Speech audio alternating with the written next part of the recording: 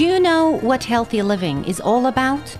Do you want to know how can you live happier and longer? How about learning about balance, spirituality, and prevention? To know how you can live in harmony with others and how to add balance to your life? Know more about prevention and many, many more of the health topics? Make sure to listen to Healthy Living. Every Sunday at 3 p.m. on 94.9, the JU radio station. Will be rebroadcasted on Tuesdays at the same time. Healthy Living, prepared and presented by Fida Amin.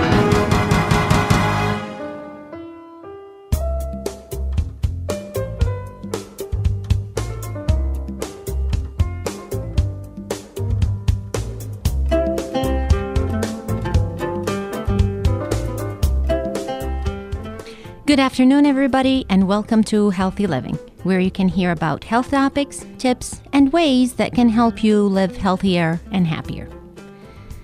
In today's show, we will continue discussing healthy food and how to make better food choices.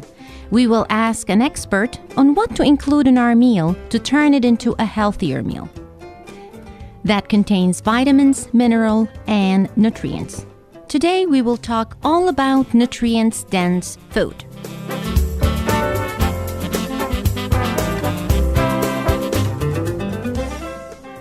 In another word, there are many food items that can give more vitamins and minerals than other type of foods, and that's what we call nutrient-dense food.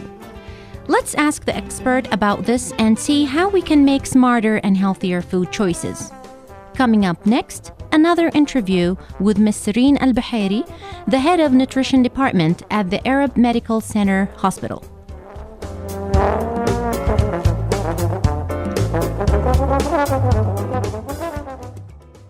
Good afternoon, Ms. Sireen, and I'm really happy to have you again in this show. We really enjoyed our meeting last Sunday, and we really want to get to know more about health topics. And I think we mentioned in the last episode or last Sunday that we will be talking about nutrients-dense food. Dear listeners, just to remind you that we have Ms. Sireen with us, the head of nutrition department at the Arab Medical Center. Happy to have you again, Ms. Sireen. Good afternoon, Fida. I'm happy to talk to you again about healthy food and healthy lifestyle. Ms. Sireen, we've mentioned last Sunday that we will be more specific about the items and the food that we need as a part of a healthy lifestyle. And we've talked we mentioned that we will be discussing this episode, or we will be more specific, and we will talk about what we call nutrients-dense food. What are the best food choices? Generally speaking, Fida, food choices which are high in nutrients but low to moderate in calories are those we call them best food choices. We want to explain the term nutrients-dense food. Like we've said that we will talk about this topic and be more specified about which items to pick. Can you illustrate to us or define the term nutrients-dense food? This term, Fida, is so important. It tells us about food, more and more about food. It means that you have to eat food that is high in vitamins and minerals, but at the same time, it should be low in calories. For example, when you eat a specific food, you can get the nutrients you need, but at the same time, you are not getting more calories. Just to be specific and to illustrate for our listeners that we're not saying that the nutrient-dense food needs to be eaten, or we need to eat only the nutrient-dense food. Like we still can eat other food items, but maybe we can take advantage of the nutrient-dense food and use or increase the daily intake. I need people to use this term in their life. For example, they have to choose food. When we say nutrient-dense food, for example, milk, you will get 120 calories from cup of milk. At the same time, you can get these calories and more from soda. But when you get milk, you are getting other nutrients. You are getting calcium, vitamin D, you are having carbohydrates also within these calories. But when you drink soda, you are getting calories without nutrients. So making better choices, like if you're thirsty and you feel hot, instead of grabbing a bottle of soda, you can either drink cold milk or water, or maybe naturally made or squeezed juice. Right. This is what I mean exactly, Fida. Sirine, since we have you here, let's take advantage of your knowledge. Can you give us more examples about nutrients-dense food, and so you can help us make better choices? For example, we can eat junk food, but when we eating junk food, we are getting more fat and more calories. But if you are having food that are made in home and natural food, okay, you are getting calories, but without more fat. So the focus when we shop or when we cook nutrients, not on the like calories for each item, because the nutrients that's what give us benefits, I guess. That's what benefit our bodies, not just the calorie intake. We have to pay attention on the nutrients that we need. Yes, many people, they have consideration on calories, only calories. But the story is not about calories and the nutrients. So this is the idea, Fida. Are there any considerations about nutrition or nutrients for specific age groups? Like, does it really differ? Like, how old are you? The quantity and the quality of the nutrients, dense food that we take? In this area, we can talk a lot, and we can talk many topics in this area. For example, his age is so important. Elderly people have requirements different than children. Pregnant women have requirements different than lactating women. So the age group and the group is so important about the nutrients. The lifestyle is important to all age groups. If you're not just the age, also the lifestyle. If you're like active, exercise a lot, maybe you have to add different food items. Can you illustrate more, please? Yes, this is a consideration, Fida. When we are planning a diet, we ask the one, what is your activity? Are you lightly active? Are you moderate, intensive? Are you play sports, or you are just sitting behind your office? So when we are talking about this, we have many topics to talk.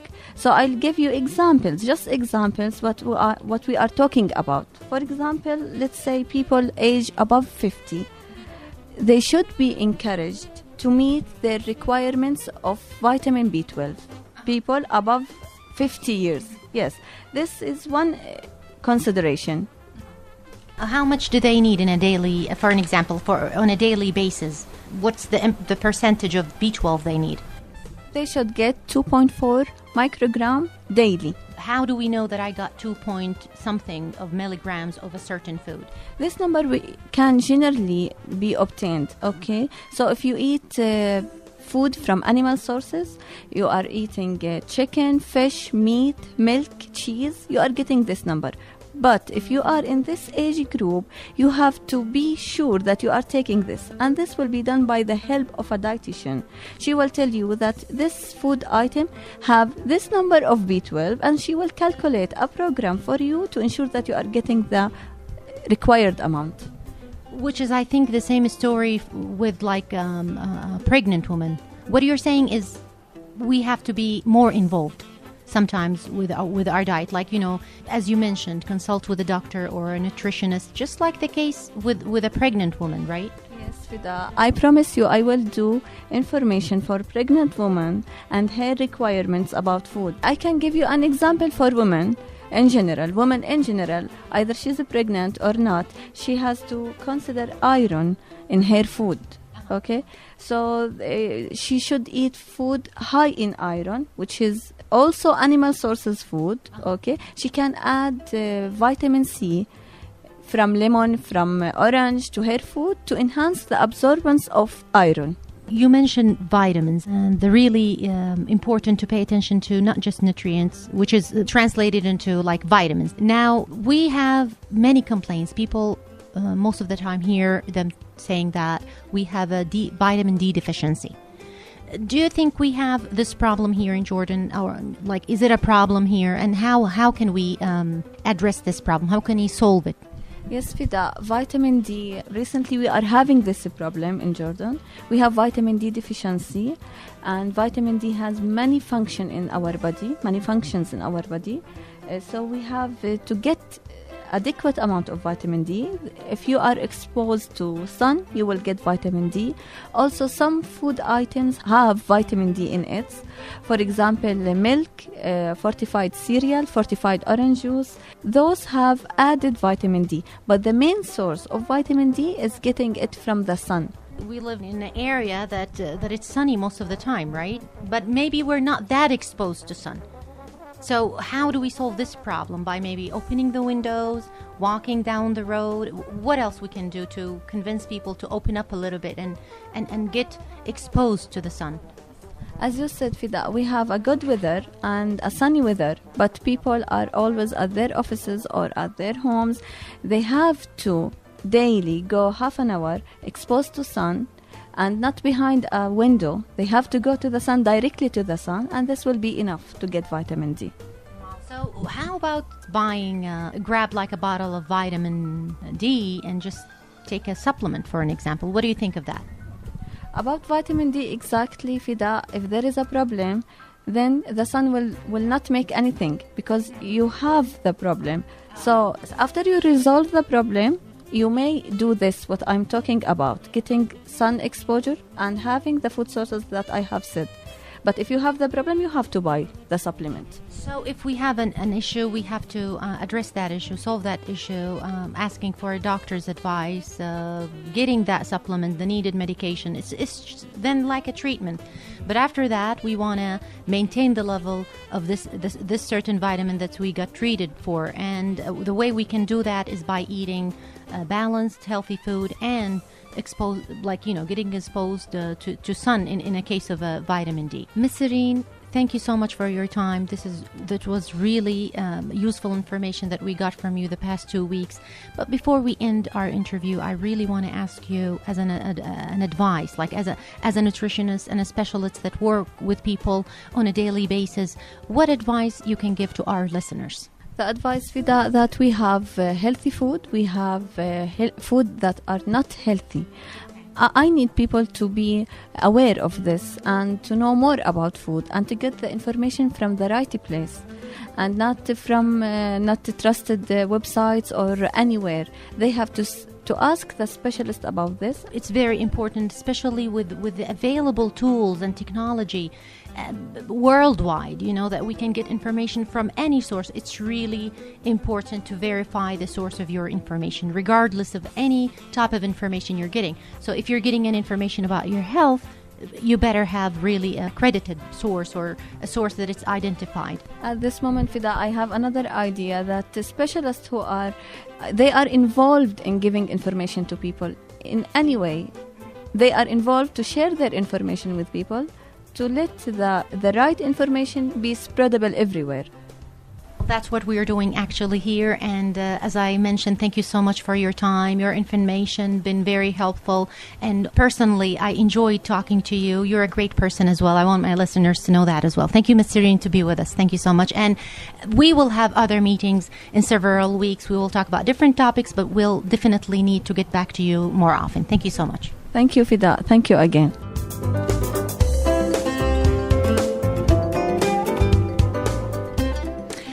Back to you, my listeners, here at the studio. So, as we all heard, nutrients-dense food is not only food we can eat, it's actually the food that needs to be included in our daily meals. Why we need nutrients-dense food? Well, we need it to have a stronger heart, we need it to have a better functioning brain, and as well as having an optimally working muscles. We must maintain a balanced diet that provides proper, and let me emphasize on proper nutrients to your body. Because as the nutritionist explained earlier when we heard the report, that our needs differ from one person or one age to another. There are actually many other benefits that we can get when eating high nutrients type of food, such as providing our bodies with energy as well as stronger bones. Nutrients also aid in regulation of bodily processes like blood pressure and digestion as well.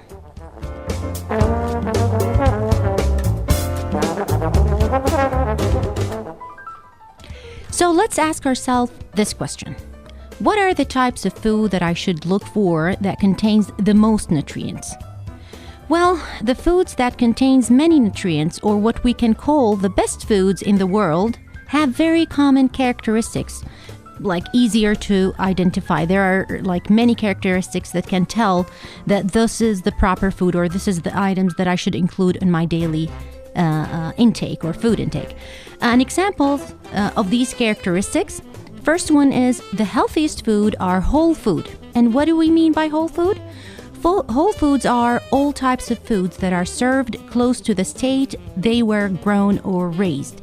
Meaning, you're eating the fruits when they're closer to harvest. Like if you're eating a whole apple, this is a whole food. But if you're squeezing the apple, adding water and some sugar and turn it into apple juice, that's not considered a whole food. Another example is baked potato. Baked potato is considered minimally processed and closer to whole food, and it's healthy, while fried potatoes is the opposite. The healthiest foods are common everyday food as well. So they're whole food and they're common, like foods that we eat on daily basis, such as fruits, vegetables, whole grains, nuts, seeds, lean meat, fish, olive oil, herbs and spices, and etc. And can be found in local markets. You can find it in a grocery shop, you can find it in a vegetable or a fruit market. And since we can get that locally, it's also affordable as well. Everybody can afford to buy healthy food, actually, especially if bought when in season.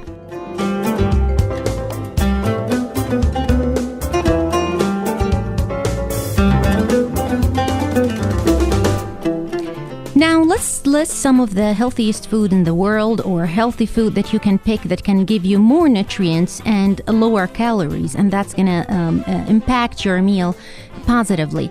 Let me give you some examples about those foods. I would mention the first one is the fatty fish, or any fish that has fat in it, or just like, for an example, salmon.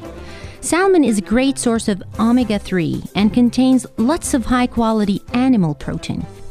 It is recommended to have fatty fish at least once or twice a week in order for you to get all the omega-3s that your body and brain desperately need. This amount of omega-3s, the nutrients and the vitamins that you're getting from the fatty fish actually can lower risk for heart disease, depression, and many of the common diseases. And come on, who doesn't like the salmon? Salmon tastes delicious and is very simple to prepare.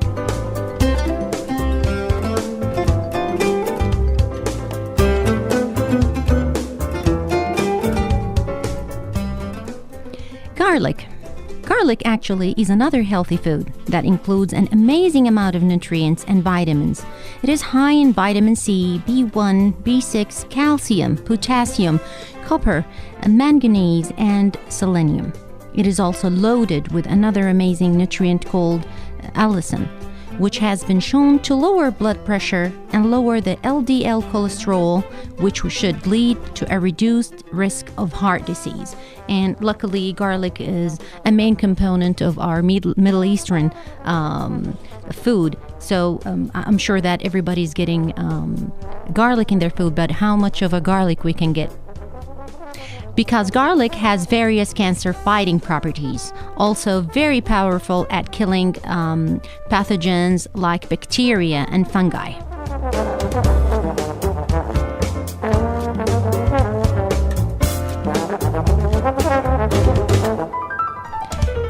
Another healthy food, and also luckily we eat a lot of it, is potatoes.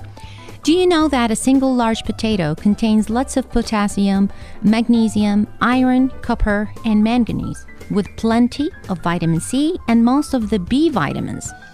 So even if you are on a diet and cutting down on carbs, make sure to keep potatoes part of your diet, but prepare it in a smarter, healthy way. So instead of frying the potatoes, you can just bake it, sprinkle it with some salt and pepper, and just enjoy the potatoes baked as well.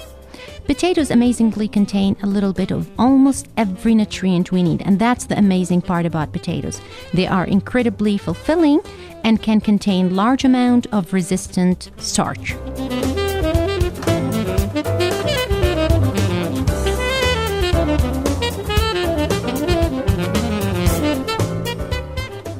Liver. Out of all animal organs, liver is by far the most nutritious.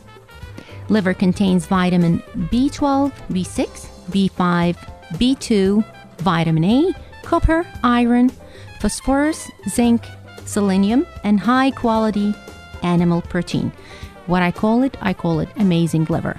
Maybe it's not the greatest taste in the world, but liver is good for your health.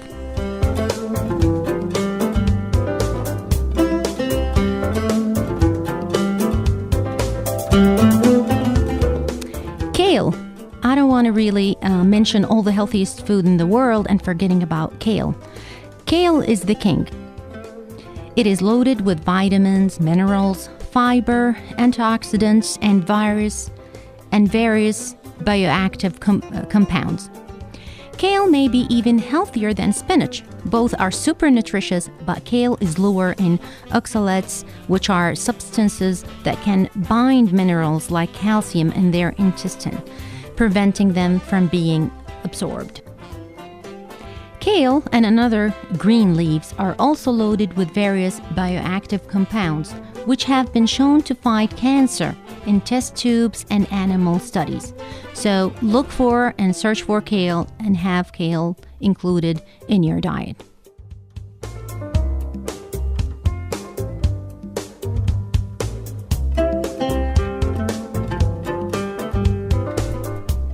All right, everybody, we are running out of time.